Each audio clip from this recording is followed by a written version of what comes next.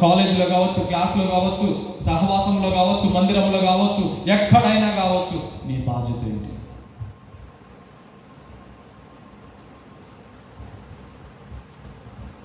ఈ బాధ్యతలు మర్చిపోతున్నారు, ప్రేమలు మర్చిపోతున్నారు, అనురాగాలు మర్చిపోతున్నారు, ఆవేశాలకు లోనవుతున్నారు, మనుషుల్ని కుక్కల కంటే హీనంగా చూస్తున్నారు,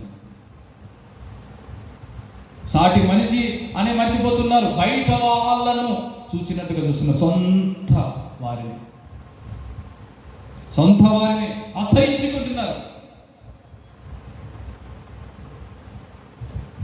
ఉన్నట్లుండి నష్టం జరిగిందేమో, ఉన్నట్లుండి ఆరోగ్యం పోయిందేమో, ఉన్నట్లుండి ఆకారం మారిపోయిందేమో, భర్తకే కావచ్చు, భార్యకే కావచ్చు, అన్నంత మాత్రాన మనం అవి చేయకూడదు.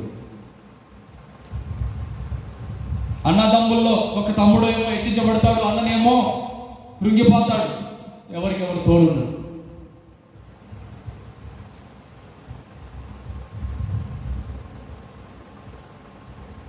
జరగాల, జరిగింది, జరుగుద్ది, ఈ మాటలు మాట్లాడుతూ ఉంటున్నారు అందరూ. అదే గతి నీకు పడితే, అదే స్థితి నీకొస్తే, అదే జీవితం నీకొస్తే, నీ పక్కన ఉన్నవారు, నీ తోడున్నవారు, నీతో ఉన్నవారు ఈ మాట అంటే